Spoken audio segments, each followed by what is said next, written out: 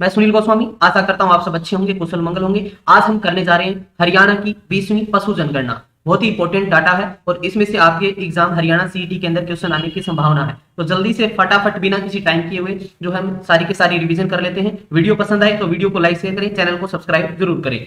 बात करते हैं मोटिवेशन की कि खोल दे पंख मेरे कहता है परिंदा, अभी और उड़ान बाकी है, जमीन नहीं है मंजिल मेरी, अभी पूरा आसमान बाकी है। तो आपको भी ऐसे ही जो अपने लक्ष्य को भेदना है, लक्ष्य तक पहुंचना है। चलिए बात करते हैं हरियाणा की पशु जनगणना की। सबसे पहले हम बात करेंगे भारत की पहली पशु जनगणना ये कब हुई। तो यहां पर आपको बताना है 1919 के अंदर, 1919-20 के अंदर ये पशु जनगणना हुई थी। क्लियर है, समझ आ गया सारी बातें। पशु जनगणना कितने साल में की जाती है, ये क्वेश्चन भी आपसे पूछा जा सकता है कि पशु जनगणना है वो कितने साल के अंतराल में होती है। तो 5 साल के अंतराल में होती है, लेकिन अब की बार जो हरियाणा की जो पशु जनगणना है उसमें जो है 7 साल का जो है गैप आ गया था, 7 साल के अंदर हुई थी। ठीक है, अभी हम आगे बात करेंगे कि जो पशु जनगणना है वो कब हुई है, 27 जनवरी 2019 को हुई है। ठीक है, 2019 को। तो यहाँ पर पहले, इससे पहले जो है 2012 में हुई थी और अब 7 साल लग गए, मतलब 2019 में हुई है। हालांकि 5 साल के अंतराल में की जाती है। हरियाणा का सबसे बड़ा पशु मेला कहाँ लगता है, तो ये लगता है जहाजगढ़ झज्जर के अंदर। भारत का सबसे बड़ा पशु मेला सोनपुर बिहार में लगता है। और हरियाणा में सबसे ज्यादा पशुधन वाला जिला कौन सा है, आपका हिसार है। कौन सा है, हिसार है। तो चलिए सारी डिटेल में सारी चीजें देख लेते हैं। 20वीं पशु प्रारंभ कब हुआ, देखिए हम बात कर रहे हैं इस पशु जनगणना की, इससे पहले 2012 में हुई और अब की बार 2019 में 27 जनवरी 2019 को यह जनगणना की गई।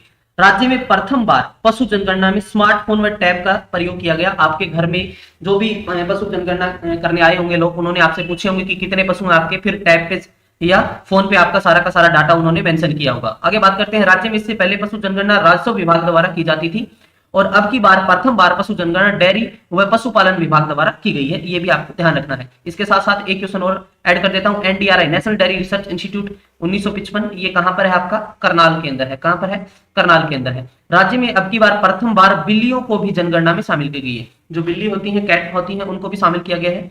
राज्य की जो जीडीपी है उसमें पशुधन का कितना योगदान है, तो ये पर्सन इंपोर्टेंट है, 2.5% जो है योगदान है। देश में मांस व गो जाति आबादी में हरियाणा का प्रतिशत योगदान, तो ये भी 2.5 करना है आपको। यहाँ पे यहाँ पर राज्य में कुल पशुओं की संख्या आपसे पूछी जा सकती है।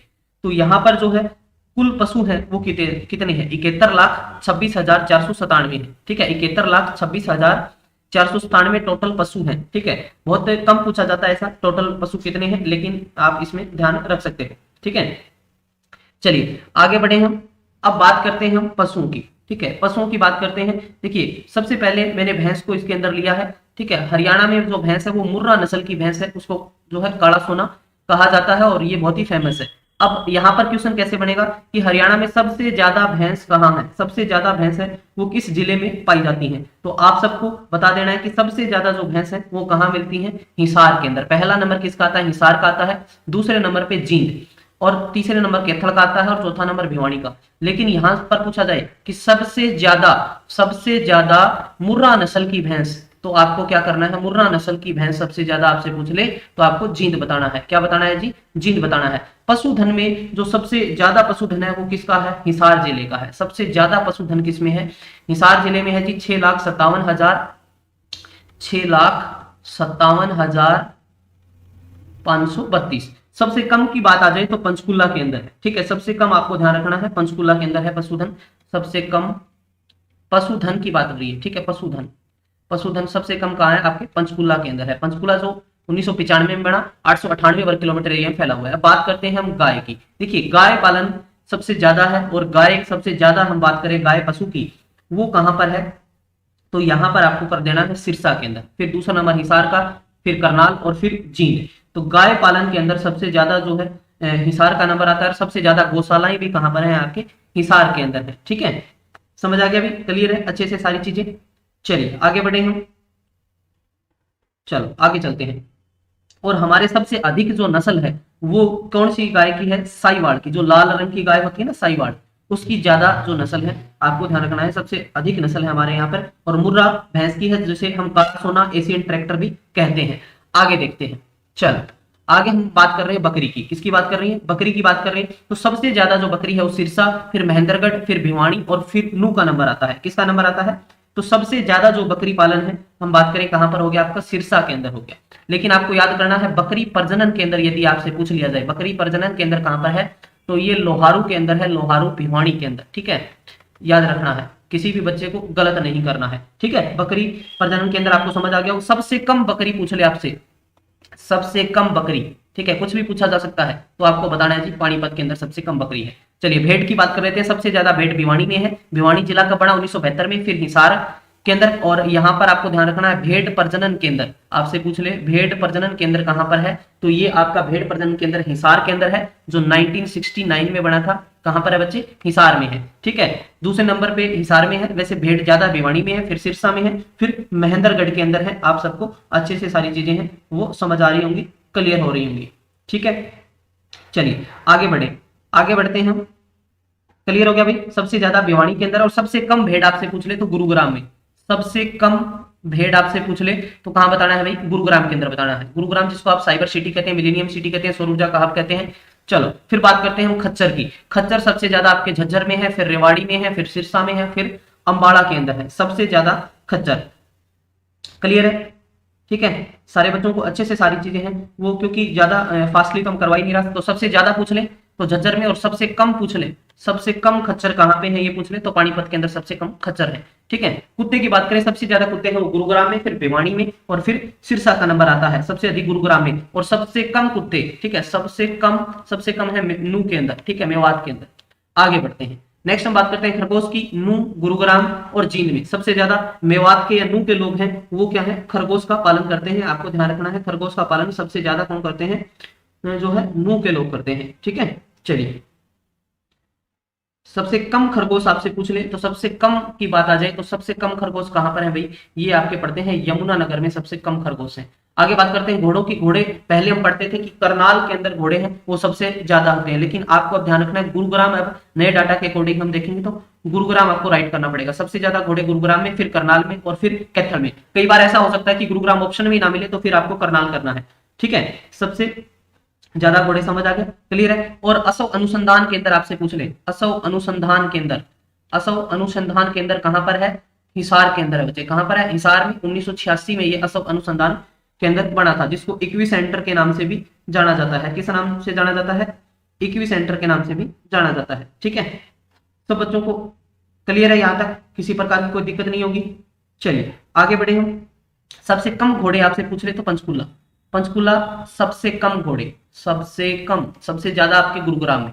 आगे देखो, सुअर की बात करते हैं, सोनीपत, झज्जर, करनाल और गुरुग्राम। ठीक है, सोनीपत, झज्जर, देखिए सबसे ज्यादा सुअर कहां पाए जाते हैं, सोनीपत में, करनाल, गुरुग्राम। और सबसे कम कहां पाए जाते हैं, आपके नू के अंदर पाए जाते हैं, सबसे कम, याद रखना। ठीक है, सबसे कम। चलो क्लियर है सब बच्चों को। चलिए आगे बढ़े हम, नेक्स्ट बात करते हैं ऊंट की। ऊंट सिरसा सबसे ज्यादा, फिर भिवानी, फिर महेंद्रगढ़, और फिर फतेहाबाद का नंबर आता है ऊंट के अंदर। ठीक है भाई, चलिए ऊंट प्रजनन केंद्र आपसे पूछ ले, ऊंट प्रजनन केंद्र, इंपॉर्टेंट क्वेश्चन है। ऊंट प्रजनन केंद्र आपसे पूछ ले तो ये आपका पड़ता है सिरसा के अंदर। कहां पर पड़ता है, सिरसा के अंदर, याद रखना है 1988 में बना था। ठीक है, ऊंट प्रजनन केंद्र आपको जो है बिल्कुल क्लियर होगी सारी बातें। चलिए आगे बढ़े हम, चलो आगे बढ़ते हैं। हाथी की बात करें तो यमुनानगर और कुरुक्षेत्र के अंदर हाथी पाए जाते हैं। ठीक है, यमुनानगर और कुरुक्षेत्र के अंदर। आपने बसंतौर का नाम सुना होगा, ठीक है, जहां पर हाथी पुनर्स्थान है यमुनानगर में। ठीक है, ज्यादा अपने हाथी नहीं है, दो, एक यहाँ है और एक यहाँ। ठीक है, इतने ही हाथी है यहाँ। तो हाथी के लिए हम बात करें तो यमुनानगर के अंदर पाए जाते हैं हाथी, आपको ध्यान रखना है। क्लियर है भाई, समझ आ गया अच्छे से सारी चीजें। चलिए आगे बढ़ते हैं हम नेक्स्ट क्वेश्चन की तरफ। कुरुक्षेत्र में एक ही हाथी है भाई, ठीक है, और बाकी किसी जिले में हाथी नहीं है। सबसे अधिक हम बात करें तो यमुनानगर में है। नेक्स्ट है हमारा गधे की बात आती है। देखिए यहां पर एक इंपॉर्टेंट क्वेश्चन ऐड कर देता हूं, गधों का मेला ये लगता है बेरी झज्जर में, पलवल में सबसे ज्यादा, फिर गुरुग्राम में, और फिर भिवानी में जो नंबर आता है सबसे कम गधों का। सबसे कम गधे आपसे पूछ ले तो जो है नहीं, मतलब सबसे ज्यादा पलवल में, फिर गुरुग्राम में, और फिर भिवानी के अंदर हम बात करें तो गधे हैं। ठीक है, चलिए आगे बढ़ेंगे, नेक्स्ट क्वेश्चन की तरफ चलते हैं हम। चलो अब कुछ मोस्ट इंपॉर्टेंट क्वेश्चन जो आपके एग्जाम में पूछे जा सकते हैं यहाँ से, तो चलिए शुरू करते हैं। देखिए, हरियाणा के किस जिले में सर्वाधिक पशु पाए जाते हैं? तो मैंने बता दिया, हिसार के अंदर जो है सर्वाधिक पशु पाए जाते हैं, 6,57,532। राज्य के किस जिले में सबसे कम पशु पाए जाते हैं? तो यहाँ पर आपका राइट आंसर क्या हो जाएगा? पंचकुला हो जाएगा। ठीक है, क्लियर है, यहाँ पर पंचकुला आपका करेक्ट आंसर होगा। हरियाणा के जिले में सबसे कम भैंस पाई जाती है? तो पंचकुला में। राज्य में सर्वाधिक गाय का जो सर्वाधिक हम गाय की बात करें तो कहाँ पाई जाती है? सिरसा के अंदर। फिर सबसे कम गाय कहाँ पाई जाती है? रेवाड़ी में। राज्य का पशु विज्ञान केंद्र कहाँ खोला गया है? तो ये कैथल केंद्र खोला गया है।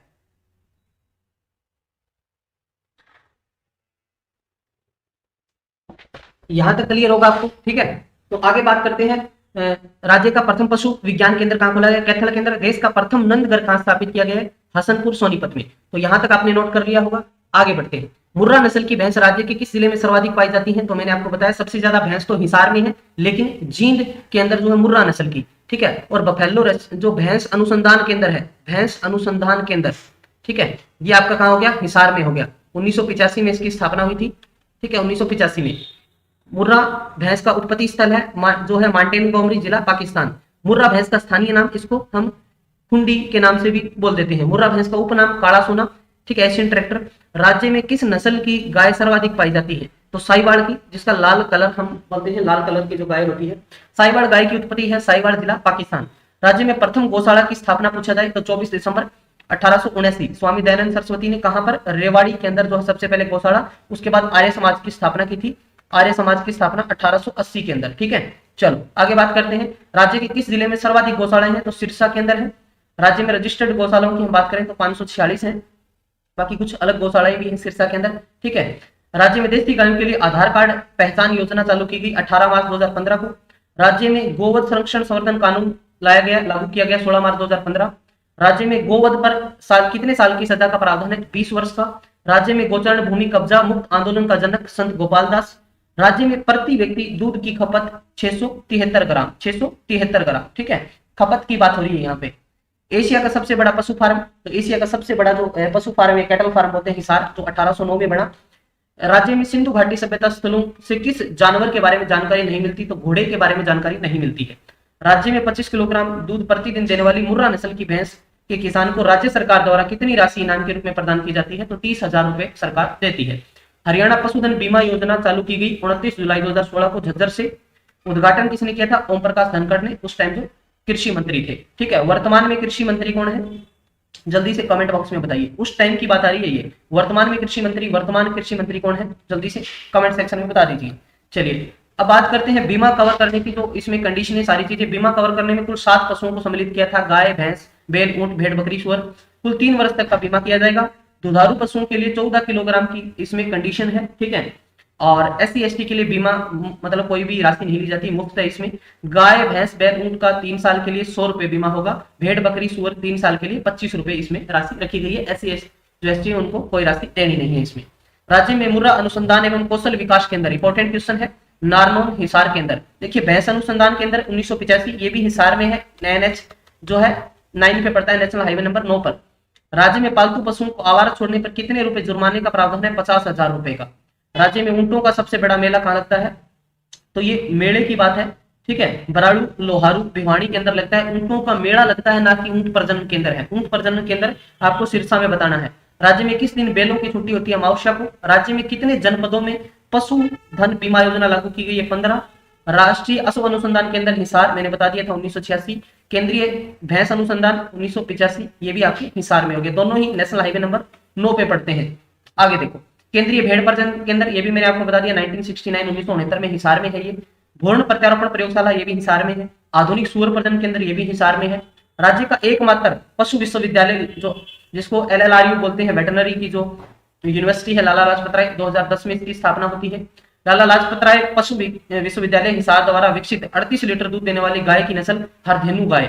लाला लाजपत राय पशु विश्वविद्यालय हिसार द्वारा सर्वाधिक ऊन देने वाली भेड़ की नस्ल हरनाल भेड़ है, इंपॉर्टेंट है ये। राज्य में प्रति व्यक्ति दूध उपलब्धता 1087 ग्राम, लेकिन ये 2019 के आंकड़े हैं। कुछ नए डाटा मैं आपको दे देता हूं। देखिए 19 के जो 18-19 में जो 1087 ग्राम था, उसके बाद जो नए डाटा आए उसमें 2019-20 के जो हमारे डाटा थे उसके अंदर जो दूध उपलब्धता थी वो थी 1142 ग्राम। उसके बाद जो है 20-21 के डाटा है, 20-21 के डाटा के अंदर है वो इससे बढ़ के कितना हो गया, 1344 ग्राम हो गया। उसके बाद 21 जो है 2021-22 के जो डाटा है उसके अंदर जो है बढ़ोतरी होगी, कितना हो गया, 160 ग्राम हो गया। तो अब हम बात करें तो 160 ग्राम आपको ध्यान रखना है, ठीक है, क्लियर है। और यहाँ पर एक चीज और ऐड कर दूं, राष्ट्रीय दूध उत्पादन में हरियाणा का कितना योगदान है, तो 5.6% योगदान है, राष्ट्रीय लेवल की मैं यहाँ पर बात कर रहा हूँ, ठीक है। यहाँ पर हम बात करते हैं मुर्रा भैंस से तैयार किया गया क्लोन का नाम है सच गौरव, उसको नाम दिया गया है, ठीक है। अब फटाफट हम कुछ पशुओं के रोग देख लेते हैं। देखिए चेचक जो एक वायरस का रोग हम बोलते हैं जिसको, ये गाय में भी आता है, भैंस में भी आता है, भेड़ बकरी, ये 4 पशुओं के अंदर ये रोग आपको देखने को मिलेगा, ठीक है। पहला हो गया आपका चेचक रोग, ठीक है, चेचक हो गया। दूसरा जो खुरपका रोग होता है, वायरस रोग है, ये भी गाय भैंस में खुरों में आता है। मुंह पका, देखिए मुंह के अंदर का जो मतलब रोग होता है, ये भी वायरस का है, गाय भैंस में आता है। गलघोंटू, गले के गांठ सी बन जाती है, जीवाणु रोग है, गाय भैंस में आता है। लंगड़ा बुखार, लंगड़ी बुखार जिसको बोलते हैं, ये भी जीवाणु रोग है, गाय भैंस में आता है। धरनेला, ये जीवाणु है, सभी पालतू पशुओं के अंदर आ जाता है। रानी खेत आपने बहुत बार एग्जाम में एसएससी में आता रहता है, विषाणु, मुर्गियों में होता है ये। पोंकनी रोग है, ये वायरस रोग है, गाय भैंस भेड़ सूअर में आता है। निमोनिया है, ये जीवाणु रोग है, गाय भैंस भेड़ बकरी में आता है। पंख व पूंछ सड़ना रोग है, जीवाणु, ये मछली के अंदर आता है। और गिल्टी रोग है, ये जीवाणु गाय भैंस भेड़ बकरी घोड़ा इन सब के अंदर आता है, ठीक है। चलो अब बात करते हैं पशुओं की गर्भावधि। देखिए यहाँ पर हाथी जो गर्भावधि का काल है वो 624 दिन के बाद है, ये बच्चे को जन्म देता है। जिराफ 400 से 480 दिन के बाद, ऊंट है वो 400 दिन बाद बच्चे को जन्म देते हैं। गधा 365, भैंस 310, गाय 280 से 285, बंदर 150 से 170, बाघ 155 दिन, भेड़ बकरी 151 दिन है, सुअर 114, कुत्ता बिल्ली 63, सियार 60 दिन में, लोमड़ी 51 दिन में बच्चे को जन्म देती है, कंगारू 40 दिन में, खरगोश 23 से 30 दिन में, और चूहा है वो 21 दिन के बाद है वो बच्चों को जन्म देता है। तो यहाँ पर ये गर्भावधि आपको ध्यान रखनी है। चलिए कुछ हम बात करते हैं इनकी जो एज कितनी रहती है पशुओं की। देखिए गाय जो है 16 से 20 वर्ष तक उनकी एज रहती है, भैंस की 20 से 25 वर्ष एक एज है, भेड़ बकरी 18 साल तक जीवित रहती है, बंदर है वो 25, घोड़ा उम्र है वो 62 वर्ष होती है, डॉल्फिन की 20 वर्ष, व्हेल मछली की 40, कबूतर की 10 वर्ष, मेंढक की जो है 5 से 15 वर्ष, और तोता है वो 60 साल तक जी सकता है। तो ये कुछ एज के क्वेश्चन थे। आशा करता हूँ वीडियो है जरूर आपको पसंद आया होगा, क्योंकि मैंने रिवीजन में ज्यादा ना टाइम लेते हुए फटाफट सारी चीजें करवाई हैं। तो आपको वीडियो पसंद आया हो तो आप चैनल को जरूर सब्सक्राइब करें।